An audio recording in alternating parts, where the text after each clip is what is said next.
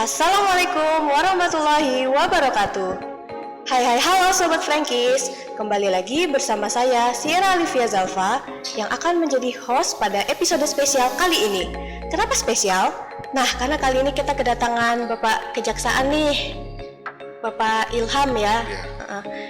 Jadi tujuan saya di sini untuk sekedar bertanya-tanya nih ke Pak Ilham dan sekalian menjawab pertanyaan beberapa Sobat Frankies. Soalnya banyak nih teman-teman saya yang nanya juga kan ke saya di Instagram kami gitu. Oke Pak, langsung saja ya. Mengingat kembali nih Pak, pengertian narkoba dan juga apa sih bedanya sama narkotika? Menurut Bapak sendiri definisinya bagaimana? Ini setahu sepanjang yang saya tahu ya, kalau narkoba itu narkotika dan obat-obatan terlarang. Kalau yang narkotika ya narkotika itu sendiri. Narkotika itu diatur dalam undang-undang, mohon maaf kalau saya lupa, kadang-kadang saya juga lupa, Undang-Undang Nomor 35 tahun 2009 ya biasa. Coba tadi kita lihat dulu ya. Narkotika. Nah, Undang-Undang narkotika diatur di Undang-Undang Nomor 35 tahun 2009. Nah, kalau obat-obatan terlarang itu diatur dalam Undang-Undang Kesehatan. Beda. Jadi kalau Undang-Undang Narkotika dia diatur di Permenkes mana-mana aja yang dianggap narkotika. Contohnya sabu-sabu mengandung metamfetamin itu termasuk narkotika. Cuman kalau undang-undang terkait dengan kesehatan, terkait obat-obatan terlarang, contohnya yang sering dijual belikan di wilayah Kalimantan Timur lah, kalau di Kutai Kartanegara itu sudah jarang dilakukan jual beli. Itu obat-obatan jenis apa ya, kayak obat-obatan kayak pil koplo, bilangnya apa ya, kayak saya juga nggak tahu namanya itu. Nah itu dia dibungkus kecil-kecil dalam 10 bijian itu dulu waktu saya masih dinas di Kejaksaan Negeri Pasir itu. Nah itu Yurindo, obat-obatan yang terkenalnya kalau masyarakat mengenalnya namanya Yurindo itu. Begitu. Nah termasuk undang-undang kesehatan karena dia tidak memiliki izin edar obat-obatan tersebut. Jadi sebenarnya narkoba ini tidak sepenuhnya berbahaya ya Pak, asal punya narkoba kalau dianggap berbahaya atau enggak, sebenarnya narkoba itu ada jenis-jenis yang digunakan untuk kesehatan. Nah, salah satunya morfin. Morfin sangat dibutuhkan oleh dokter spesialis anestesi untuk sebelum dilakukan operasi. Nah, tapi sama orang juga banyak morfin yang disalahgunakan. Macam obat bius itu ya? Obat bius seperti itu. Gitu. Kalau jenis narkoba apa saja nih yang paling banyak digunakan di Kukar? Kalau narkoba yang paling banyak di Kukar ya rata-rata hampir 100%-nya sabu-sabu di Kutai Kartanegara. Nah, karena apa ya? Ya kita tahulah banyak di wilayah Kutai Kartanegara ini banyak pekerja yang kerjanya harus malam kan gitu. Nah itu rata-rata menggunakan sabu-sabu karena untuk katanya doping lah, katanya gitu biar nggak mudah tidur. Oh iya. Nah seperti itu.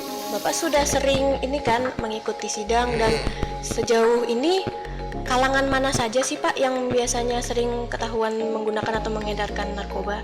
Apakah remaja, dewasa, atau bahkan lansia? Kalau di wilayah Kutai Kartanegara saya belum pernah mendapatkan anak di bawah umur. Setahu saya ya, sejauh pengetahuan saya belum pernah ada anak di bawah umur terkait dengan ikut tindak pidana narkotika. Nah, yang dimaksud anak di bawah umur anak yang berusia di bawah 18 tahun sesuai dengan undang-undang perlindungan anak kan seperti itu. Tapi kalau rata-rata sih yang banyak-banyak orang-orang pekerja tersebut ya, orang-orang dewasa itulah yang menggunakan narkotika. Kalau di Kukar yang bisa dilihat ya kayak wilayah dekat-dekat dengan pertambangan, kadang terus kalau enggak wilayah dekat-dekat pantai seperti itu. Untuk sebagai nelayan rata-rata banyak kan ketangkep anak narkotika. Karena biar nggak ngantuk gitu ya biar selama ngantuk bekerja. Efeknya, iya. Itulah biar nggak ngantuk katanya. Terus perbedaan perlakuan hukumnya antara pengguna dengan pengedar ini apa ya, Pak? Nah, kalau Beda ya? perlakuan hukumnya sangat jauh berbeda. Kalau kita sebagai pengguna dikenakan pasal 127 untuk narkotika golongan 1. Nah, pasal 127 itu hukumannya minimal, nggak ada minimalnya, maksimalnya cuma 4 tahun. Nah, tapi kalau sebagai pengedar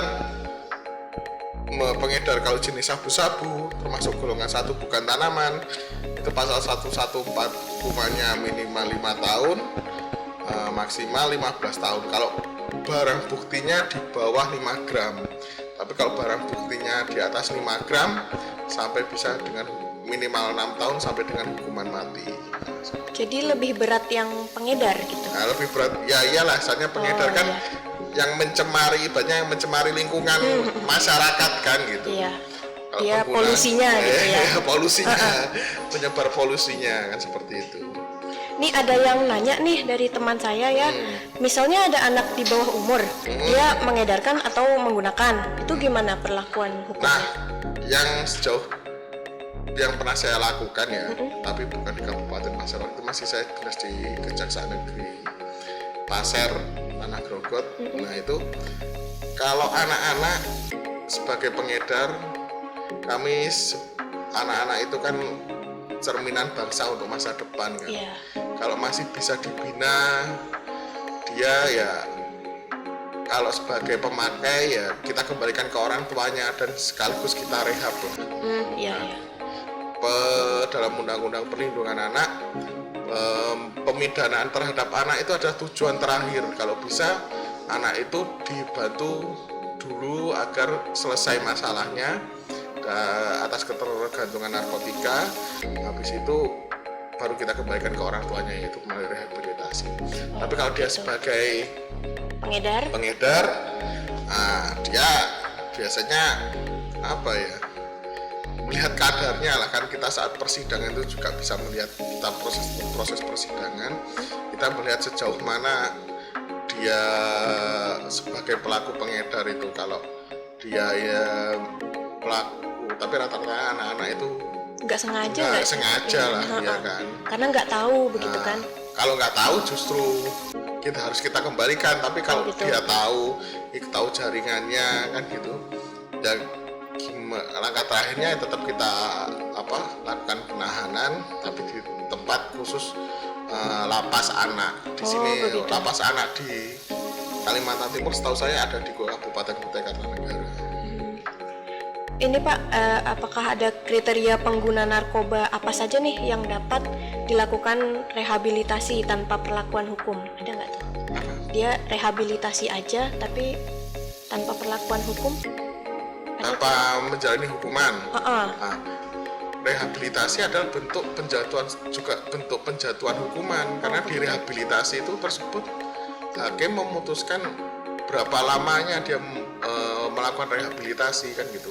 Karena sebelum melakukan rehabilitasi dilakukan oleh asesmen. Asesmen itu ada dua, asesmen oleh penegak hukum dan asesmen oleh tim kesehatan. Nah, kalau dalam asesmen penegakan hukum itu kita melihat seberapa jauh orang ini keterkaitan dengan narkotika, apakah dia hanya pemakai atau pengedar atau dia pernah ikut dengan perkara-perkara yang lain kan gitu. Layak apa enggak orang ini diberikan sebagai rehabilitasi atau enggak, atau dia layak untuk langsung kita tahan, untuk nggak boleh kita langsung kita masukkan dia sebagai pengedar atau seperti apa kan gitu. Kan semua tercatat semua perkara tersebut kan gitu. Nah, kalau asesmen kesehatan kita melihat menjadi pertimbangan jaksa penuntut umum dan hakim sejauh mana dia ketergantungannya. Apabila kita memberikan tuntutan atau hakim memberikan putusan, sejauh berapa lama lah dia itu harus menjalani rehabilitasi, pertimbangan kita itu. Seperti itu. Ketika dalam pengadilan, semisal ketika ada pelaku yang terlibat atau memiliki narkoba seberat lebih dari 5 gram, kan di Undang-Undang RI nomor 35 tahun 2009 itu bisa saja dihukum mati. Apa faktor yang menyebabkan hukuman itu diberlakukan nih? sebagai faktornya salah satunya adalah yang sudah banyak beredar dan bukan menjadi rahasia umum. Salah satunya adalah penegak hukum yang melakukan tindak pidana narkotika itu narkotika juga. Salah satunya seorang jenderal polisi, Pak Teddy Minahasa.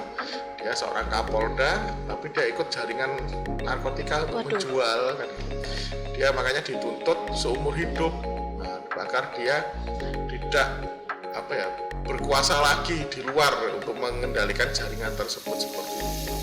Dan seberapa banyak biasanya narkotika itu yang diedarkan atau dalam waktu dilakukan proses penangkapan, kan banyak tuh yang sekarang beritanya tuh ketemu berapa kilo itu yang menjadi salah satu pertimbangan kita dalam menuntut seseorang. Oh iya. Berapa banyak narkotika dan seberapa pengaruhnya orang tersebut dalam dunia narkotika. Peredarannya seperti itu. Nah, dia penegak hukum atau dia bandar kecil, bandar besar kan ya beda hukuman antara bandar kecil dan bandar besar. Seperti itu.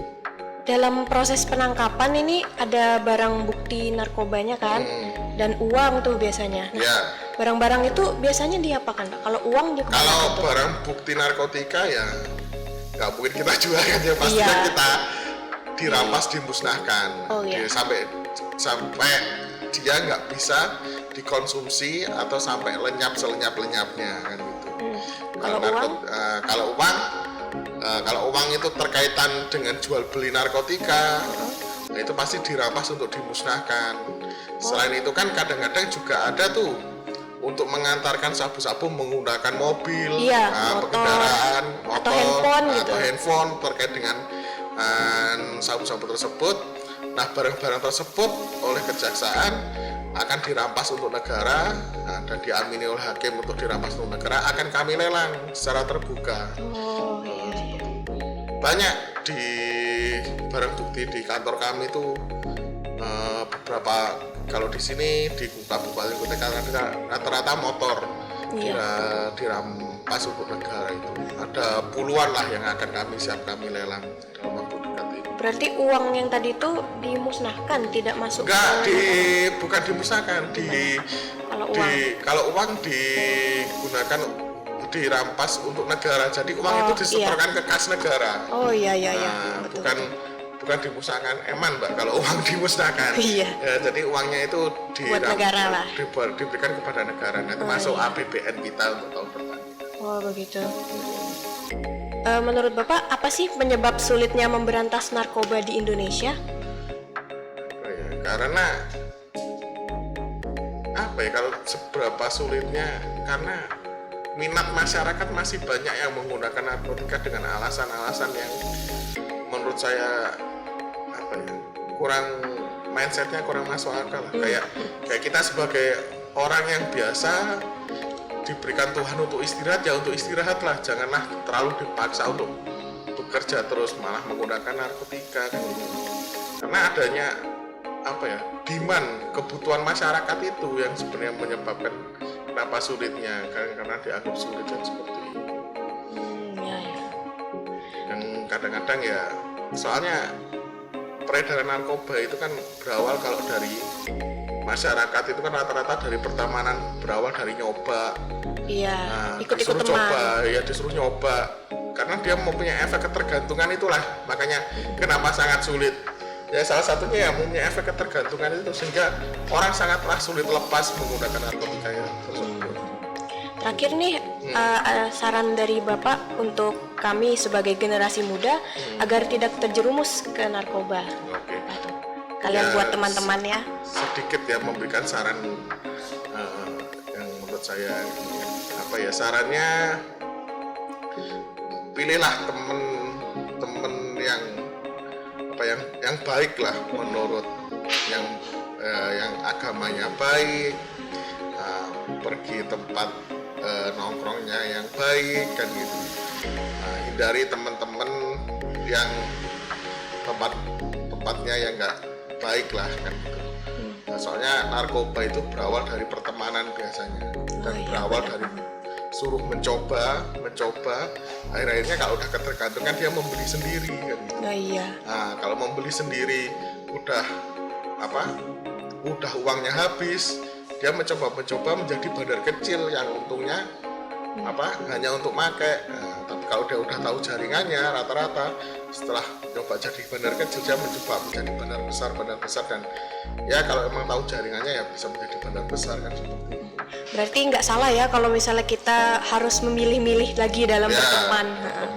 teman itu adalah yang sangat berpengaruh sama kita lah. Iya, benar sekali. Kita juga pernah diajarkan kalau pengen jadi orang kaya carilah teman yang kaya, kalau pengen cari pinter carilah teman yang pinter, karena pertemanan itu yang bisa mendorong kita jauh lebih ke depan ya kan. Iya, benar sekali. Oke, terima kasih Bapak atas jawaban dari pertanyaan-pertanyaan. Gimana teman-teman? Sudah terjawab semua kan? Kalau masih ada pertanyaan silahkan tinggalkan di NGL link pada Instagram kami. Nanti insya Allah akan kami jawab pada episode selanjutnya. Oke? Kami pamit undur diri. Wassalamualaikum warahmatullahi wabarakatuh.